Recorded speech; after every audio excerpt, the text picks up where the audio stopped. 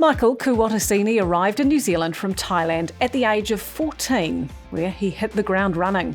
He learnt English, largely teaching himself, washed dishes at his grandfather's restaurant, while formulating grand plans for his future in his young mind.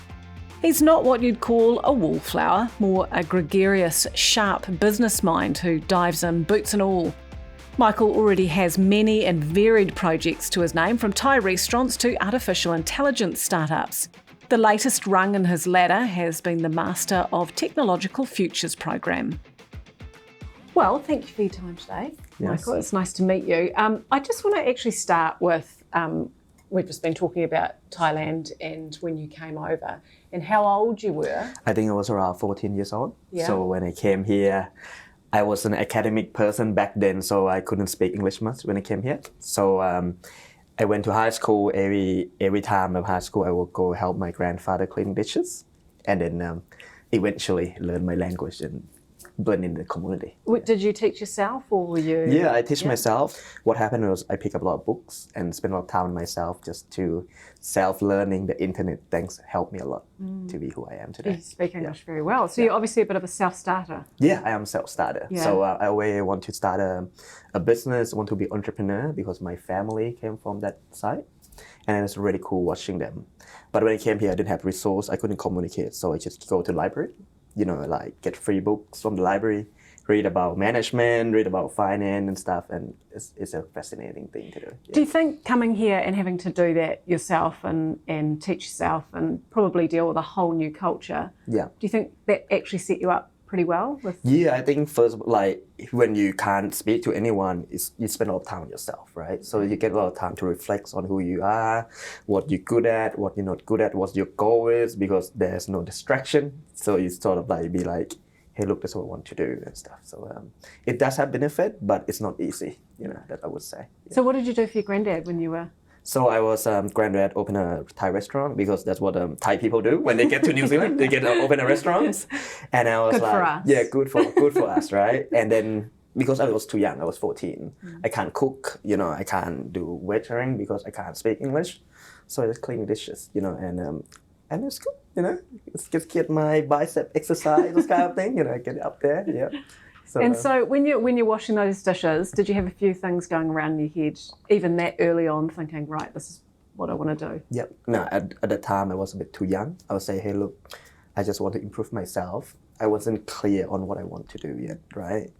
And then when about like 15 or 16, I started to accumulate money from my grandfather because he paid me some pocket money, right? So I accumulated, and at that time I think iPhone launched in the US.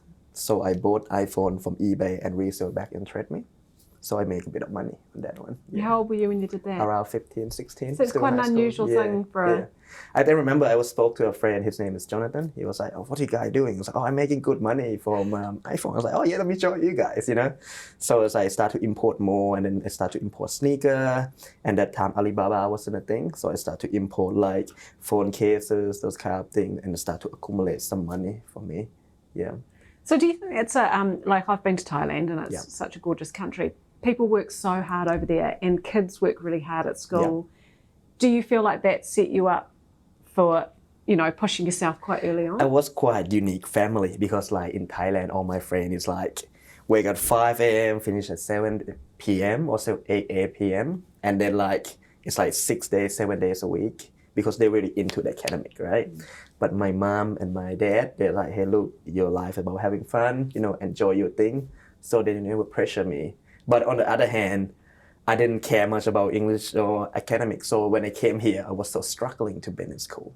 Imagine if you're struggling English, math, science in your languages already, and you come to another country, absolutely like you don't understand and make it harder. So it's like, it's good side and bad side, but managed to got over it. And what was the breakthrough, do you think, for you?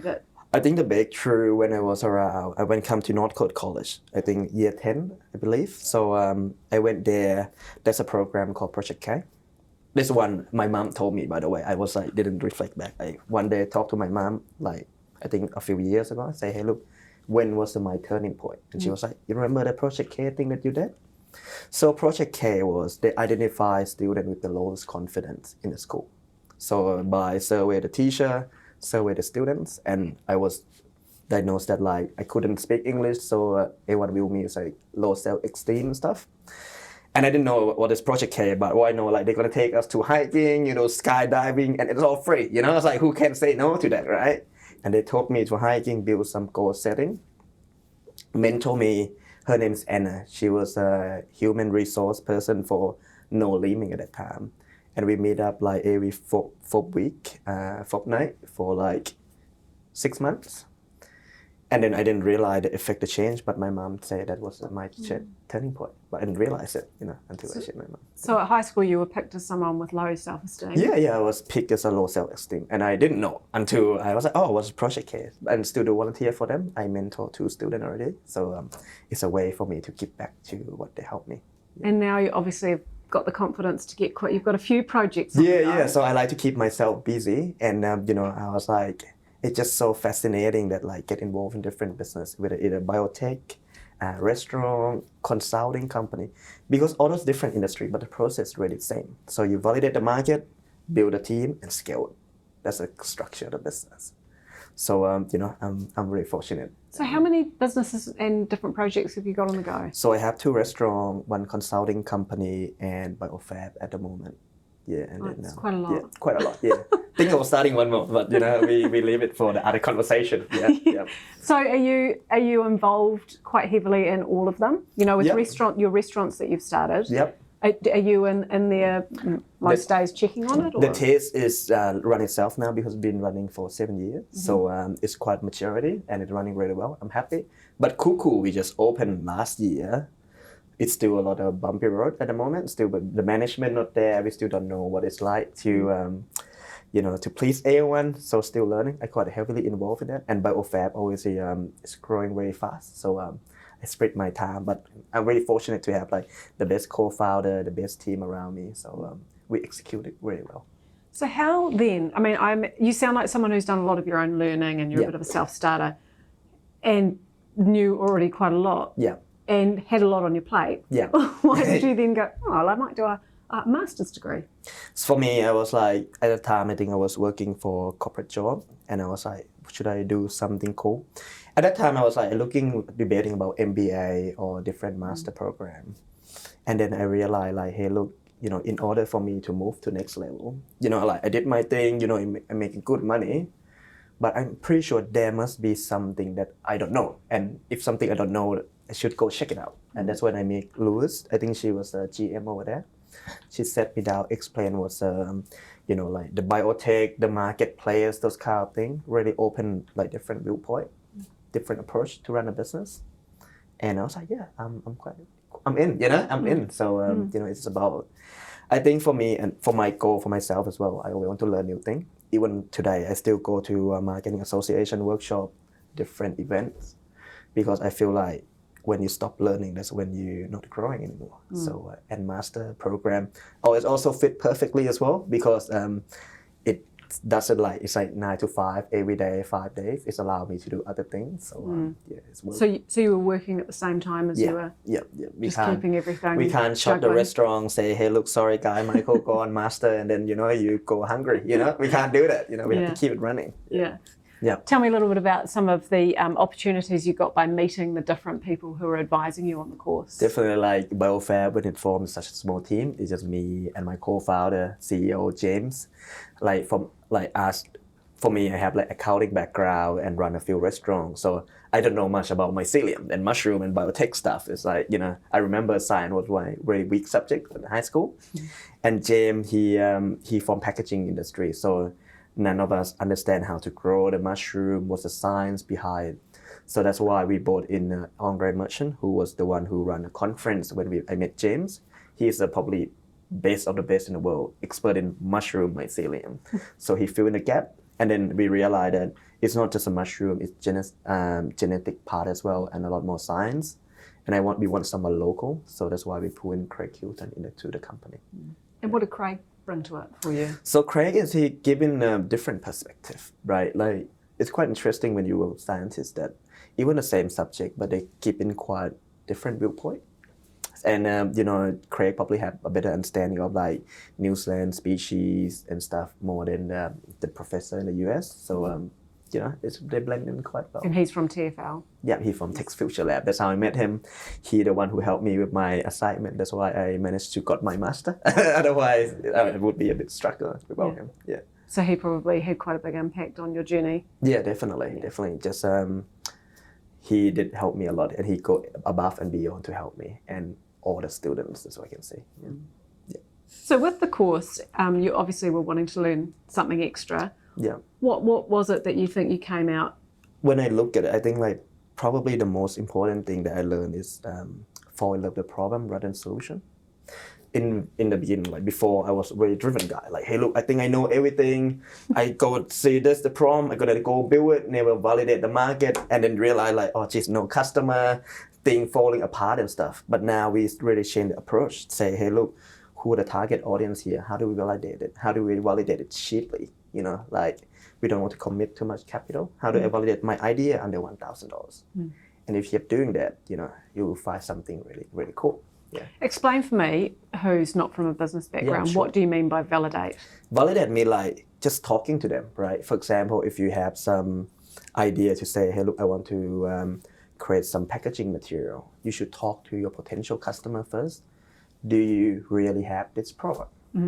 If they say, hey, look, I never have this problem before, that's a good indication, say, there might be no problem, so no business here. But if someone say, hey, look, oh yeah, I remember what you told me, it's so painful for me, and then move to the next question, is what's your current solution? Is your current solution working? If they say, hey, look, my current solution is not working at all, that's a really good indication that we can hit something big. And the next question is, if we solve this, what would be the outcome for you? If they say like, just feel better, they usually won't pay for it. But they say like, if this thing saved my time like 10 hours a week from looking for sustainable packaging and my customer outsell go up, it's justifiable and quantifiable, and there's more chance to it. It's not guaranteed, but it's increased probability. So that's something you feel like you learned Definitely. the course? One of my advisors, her name is Melissa Fletcher. She specializes in those kind of things, and I was fortunate that she can transfer her knowledge to me and can transfer to other people as well. Through the course, not necessarily on the course that you did, but through the course you met some fairly influential people who became a big part of your life. Yeah, definitely. So I remember I was running behind with my assignment or report or whatsoever. So I stayed there and I met Maureen, who was the one who started BioFab and stuff. So I was telling Maureen about my kid story, we have a good chat and stuff. Like Maureen was like, hey, look, Michael, we have a sustainability conference at a Text Future Lab. There's a doctor from MIT from US. His name is Andre Merchant. You want to come in? And I was there, I have a look, and I was like, what is that mycelium thing, environment, sustainability thing? That sounds really, really cool. And I was like, hey, look, I want to be a part of this. And then, and Maureen go found other team member, and she just connect everyone, just go from there. Yeah. And what's your position there now? So I'm a co-founder and CFO. So, So I look after the money, make sure all the bills get paid, and all the forecasts and everything. But when you co-founder, you do a lot of things that's not your job responsibility. But that's a fun bit. It can be on the branding, marketing, doing website, deal with media and stuff. I can help them to cook the mushroom or whatsoever. Feed them, I'm a good cook, Yeah, you'd be a good person to have around. Yeah. So the mushroom, you just brought that up. Now, when I read about it, when I get something in the post and it's got polystyrene around it, I have a good moan about it. And I'm like, oh, this is terrible. But I don't do anything about it, obviously. Yeah. But this company has. Explain what they've done. Exactly. So like the way I see the polystyrene is like, I grew up from restaurant and we use the way like a foam container for rice and stuff. And I start to see that disappear already in the restaurant industry. But when I go buy TV, buy washing machine, it's like a massive polystyrene in there. And I was thinking like, hey, look, that takeaway box probably make around $5 margin. And those washing machine probably make like $1,000 or multiple $100. Why they can't afford the change? So that's why BioFab come in. We do build material to replace polystyrene. That is functional, and the price is sensible for the business. So what we're into is we want to create something called circular economy. So if you look at you finish the packaging, you throw in the bin and it's in the landfill, and it's like that, right? But what Biofab want to create is that we want to use that packaging. When it's done, you can throw it to your backyard, and the bird eat it, and the bird poo on the thing, and it regenerate the soil. And we use those kind of things, mycelium, to create a packaging. So it becomes like a circular economy rather than just like one line. Because if go in circles, it can be infinite, right? Rather than just keep chucking things in the landfill. And when it rains, it's contaminate our water and stuff. And the government start to realize this problem. And that's why they're cracking onto it. So explain to me how they, the process of it, how they make it and how the mushrooms are involved. And so, it all sounds like a fantasy novel or so something. mycelium is a root of the mushroom. Yeah. So we blend the mycelium with the pine wood and just let it sit. And we put like some liquid spawn, and just let it sit. And when it sits, then we heat it and become whatever shape you want, And how long does the whole process take to? Around 10 days. Okay. Yeah. Depends on the specification, of course. Yeah. And so where do you do that? Do you have to have a specific place that you do that? Yep, it should be a controlled environment because fungi is like quite sensitive. And if the bacteria come in, it can contaminate the whole thing. So we have to make sure everything in control. So obviously bacteria and stuff we can't see, they're so small. So everything has to be sanitized, been cleaned properly. And we have to, that's how we make it. And trees are involved somehow as well, aren't they? Which is quite plywood. fishing, isn't it? Yep. How are they involved? You think about mycelium as a glue, right? So it's like, if you see the packaging, the mycelium is just a glue to combine the plywood wood chip together. And that's a wood chip is just like the foundation of it. And so it's all natural for birds to eat and... Yeah, they can eat it. They just it's their breakfast or their lunch. I'm always throwing out the stale bread at our house. But so something like this is obviously going to have a big environmental impact, but is it having anything already? Is there, can you see the results already? Yeah, I think like the result would be like, I can see like from the business perspective, the consumers start driven asking for this packaging already. They start to realize that environmental, global warming type of thing is a real problem.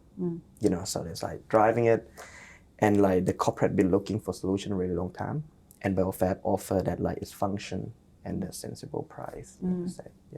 So where are they using it in New Zealand, and is it being used overseas? So at the moment we still give some sample out to our customer at the moment. So I can't disclose the client list at the moment. Sorry, because we signed NDA with them. But there's a number of people interested or companies interested? There are like 8 or 10 people already on board with us, signed early adopter agreement. So we were excited. Yeah.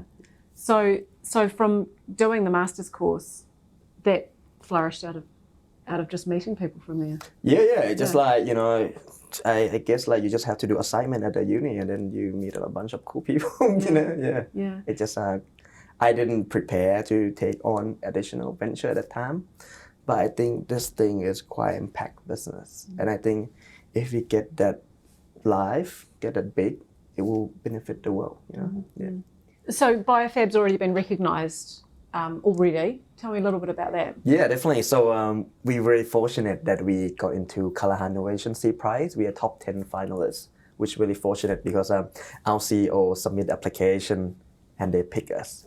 So it's allow us to connect to different player like big corporate and mentorship from different business leader. What kind of things do you expect to get out of it? So in the beginning it was like we're gonna win $100,000. That's a prize money. However, like we realized it's actually 3 months, but because of the COVID lockdown, we actually got mentor for 6 months, which is good for us. So we really get like expert based on the best to look after us. What I found that like the approach, like the way they asked us to think in different type business model, the IP strategy, it's just something we never thought about before. Like it's just very similar experience to what I did with my master. Like you don't know what you don't know, and it's like. And they not only provide the knowledge, they provide the connection and the key action that need to be done for me, it's like, I think our business just value 10 times more after that incubation. But it's tough though, like, in the beginning we couldn't, like for me, I didn't get along much with the advisor, but we managed to get along in the end, and he turned out to be a very great person to be on board.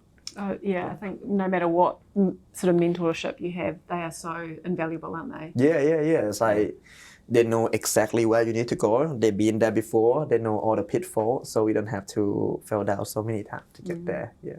We all need one of those in life. Yeah, definitely. So that's why I, have a few mentors around myself. Yeah, that's great. Yeah. I can imagine listening to you that you're one of the people that's probably got projects just bubbling just below the surface all the time. Yeah. What next for you? I think like the next thing, probably we want to make BioFab quite big. We want to grow big because like the bigger the business, the more impact and the more polystyrene we can reduce in the economy. So it doesn't create a linear economy. So we're pushing to the circular economy. And for myself, I think I want to focus on more venture impact as well. So whatever I do from now, say, hey, look, not only solve customer problem, but how we can contribute positive impact to the society as well. Yeah. Do you have a bit of time to do something fun? Oh yeah, definitely. Like I will block my mornings, so the first 2 hours is my time, and that I don't take meeting at all. So I use my time to do meditation, read some books, and some weekend, some lunch. I catch up with my friend and stuff, and yeah. They always say busy, successful people like you do meditation in the morning. Yeah, definitely. So I actually started to pick it up after Cuckoo was on fire. So I was like, I didn't know what to do. To be honest, like it's just so much because like we have 2 COVID lockdown already and fire, so the business started running out of money. So it's like really poor financial situation, if I'm being really honest. So I was like, hey, look, I'm gonna not gonna do this anymore. I went to a temple in Tarang, so I was there meditation for like 1 week. So I was like, after that, somehow I was like, I thought it's more clear, when you're very stressed and stuff, you can't see the problem properly. When you see it a bit more clear, oh yeah, that's what I need to do. That's the action I need to take. That's who I need to connect. And somehow it works. Just giving your brain a bit of space. Yeah. And after that, I do meditation every day, but not long, like 5 minutes, It's just keep it consistent. I keep meaning to do that and trying to do that. People thought like, hey, look, meditation, you have to do it an hour, 2 hours, a whole day, but just do 5 minutes a day. Do it every day. The result will come if you invest enough time. Then. So you're from Thailand though, so you've had good grounding. My mom was like, get me temple and stuff when I was young, but I didn't get it. But I start to get it now while she told me there. Yeah. Absolutely. Oh, well, thank you for your time today. It's lovely to talk to you and all your different projects you've got on the go. Yep. So good luck with everything, and I hope you don't have any more fires. Restaurants. Thank you. Yeah. Thanks, Michael. Cool. Thank you. It's hard not to feel inspired by someone with the enthusiasm and determination of Michael, a hard worker and always on the lookout to improve himself, his business and the colleagues he works for. For him, the Master of Technological Futures seemed to be a way to fine-tune an already ambitious mindset and broaden the possibilities he will no doubt embark on. If you're interested in learning a little more about the validate, build, scale approach characteristic of the lean canvas method, see the episode webpage for more. If you've enjoyed this and want to hear more stories from New Zealanders making impact in their own way, subscribe to the podcast in your podcast player for more.